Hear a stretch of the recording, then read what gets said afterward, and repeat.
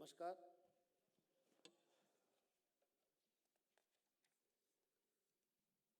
Shrimati Sunetra Pawar ji, honourable deputy CM of Maharashtra, Shri Ram Shinde ji, Maharashtra Vidhan Parishad chairman,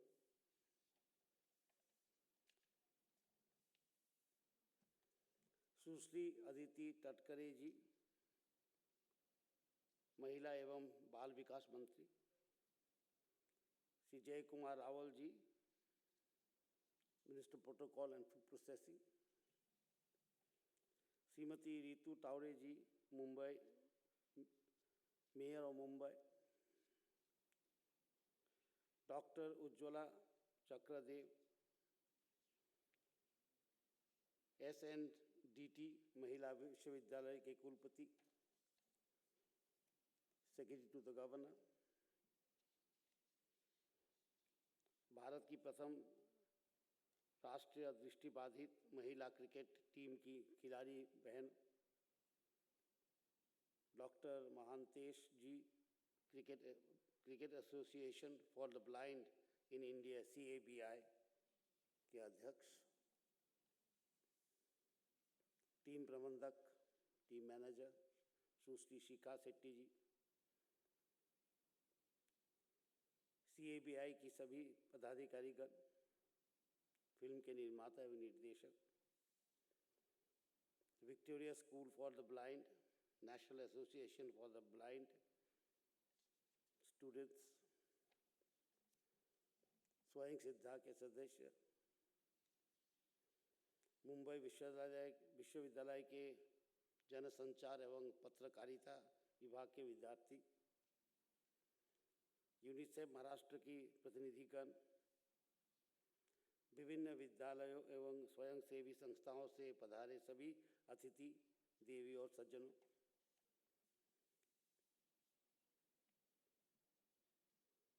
आज का यह अवसर केवल एक फिल्म के विशेष प्रदर्शन का नहीं है।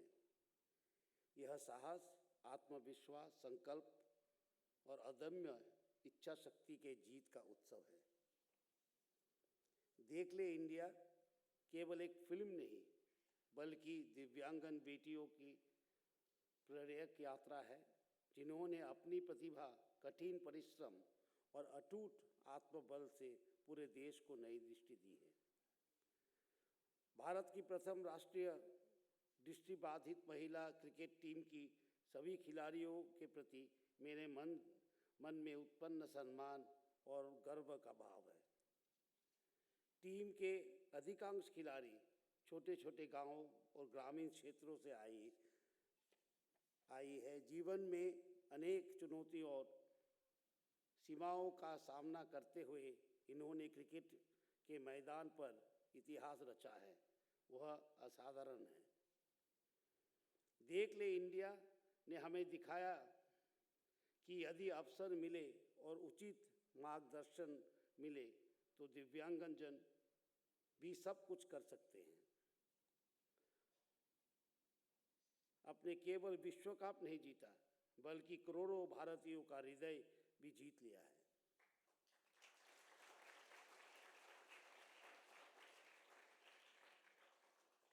वर्ल्ड कप विजय के लिए मैं आप सभी को हार्दिक बधाई देता हूं।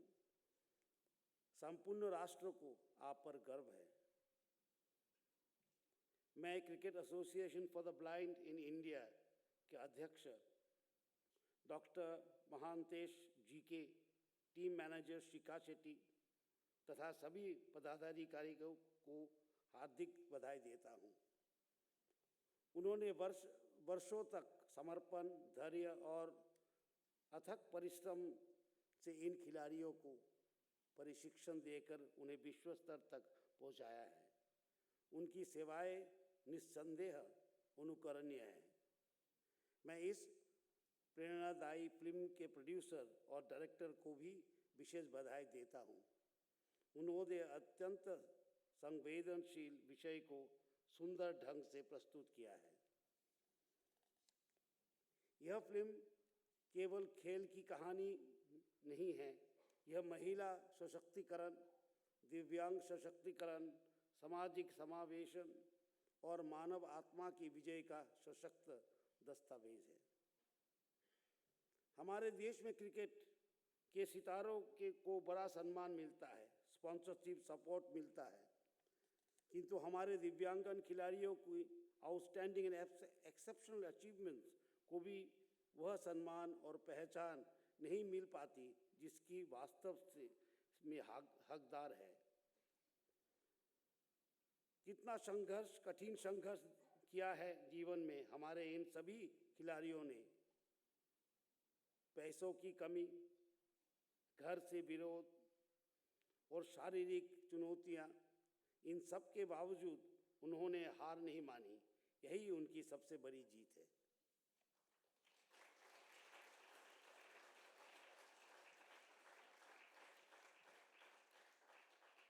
प्रधानमंत्री श्री नरेंद्र मोदी जी ने दिव्यांगजनों के प्रति समाज की सोच बदलने का महत्वपूर्ण अभियान चलाया है। उन्होंने दिव्यांग शब्द देकर समाज को संवेदनशील दृष्टिकोण अपनाने का संदेश दिया। सबका साथ, सबका विकास, सबका विश्वास और सबका प्रयास की भावना की दिव्यांगजन समान भागीदारी है। प्रधानमंत्री जी ने निरंतर खेलों को जन आंदोलन बनाने पर बल देते रहे हैं। उन्होंने खेलो इंडिया, फिट इंडिया तथा समावेशी खेल संस्कृति को बढ़ावा दिया है। हमें खेलों का विद्यालयों, महाविद्यालयों, विश्वविद्यालयों और समाज के प्रत्येक स्तर तक पहुंचाना होगा। जब खेल संस्कृति का विस्तार होगा तब एक स्वस्थ भारत का निर्माण होगा।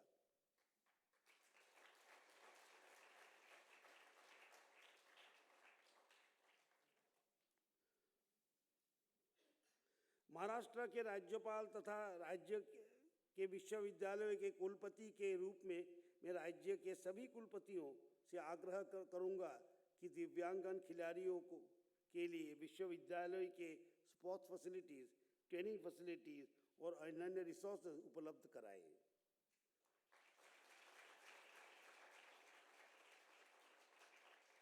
ताकि प्रतिभाशाली खिलाड़ी अपने खेल का प्रैक्टिस कर सकें। मैं state government, public sector undertakings, corporate तथा प्राइवेट सेक्टर से भी आग्रह करता हूं कि उत्कृष्ट दिव्यांगन खिलाड़ियों को एम्प्लॉयमेंट के अवसर उपलब्ध कराइए।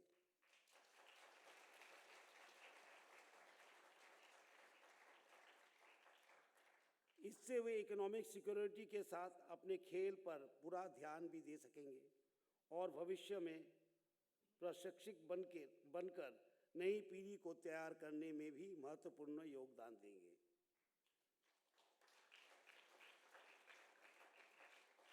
मैं cricket association for the blind in India, देख ले इंडिया के प्रोड्यूसर डायरेक्टर तथा इस प्रेरणादायी यात्रा से जुड़े सभी सहयोगियों को हार्दिक बधाई देता हूं। Actually, they had come to see me. The players had come to see me along with the producers of the movie. And I had seen the short clip of the documentary. And then I knew that this film was not about cricket. It was about inspiration. It was about inspiration.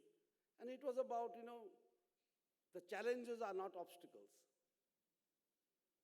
Challenges are not obstacles. Challenges are those that make your journey even more interesting. Looking at this documentary is like looking into the human endeavor to reach perfection, to reach out beyond limits. And it is also part of our sporting history. This team has won the Cricket for Blind. Women's team has won the gold medal, the World Trophy. And this is a moment to be documented. And it is aptly named Dekh Le India.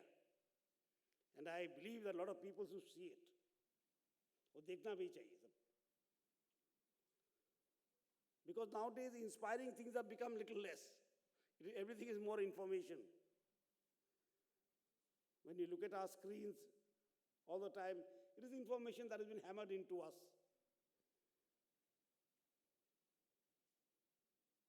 These days are high in technology and low in inspiration. And what we saw in the documentary is not tech. It is inspiration. It is pure inspiration. And particularly touching was the fact that the girls were talking about, after cricket what? Someone to help their family.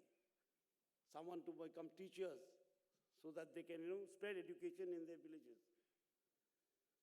The sense of responsibility, of sharing burden of the family, the sense of responsibility to the society.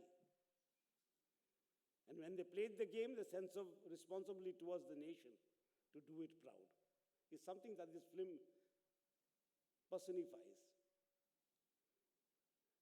So I believe it is really a Dekh Le India film. It is really a Dekh Le India documentary. And I wish the producer, director, all success, and all success to the young players. Congratulations. And I'm sure you will do the nation proud on many more occasions.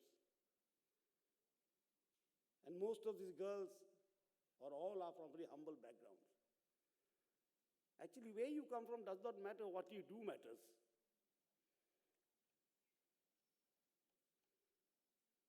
Where you come from is only a reflection.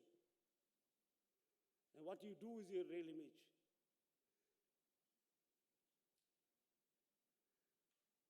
And what these girls did was something that the nation will be proud for a very long time.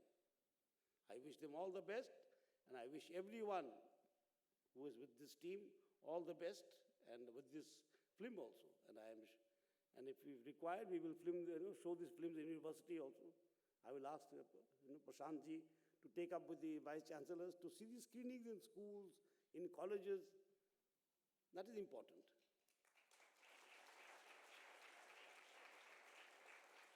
And seeing it on the phone is seeing it by yourself.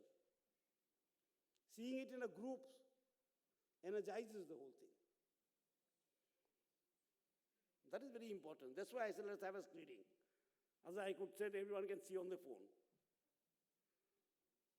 That is a different matter altogether. And when you see on the phone, what happens? You start surfing also. So real things don't taste very good on the phone. Whether it is good music, good film, a good drama does not look too good on a phone. Because after all, we are human beings, our minds do start wandering. When you sit together, the energy is there. That's why for Indian classical music also we say Baitak. We say Baitak. We don't say, stage shows. Those come from the West. Concert and stage shows. Those are, we have adapted from the West as time goes by. We are with Baitaks. Sit together and listen. Sit together and learn. I was actually telling Prashant, secretary to the governor, that day we were talking on the car, and I said, Upanishad also means that. The word upa comes from sitting nearby, upa. Next to. Ni means below in Sanskrit, and shad means to sit. The sitting below the guru and learning is what Upanishad is. So I am very happy that today we could sit together and see this wonderful film of challenges, film of victory, film of responsibilities, a film that reflects equality, a film that says that we too have responsibilities. And so I, once again, thank all of you. Thank you. Jai Hind, Jai Maharashtra, Jai Bharat.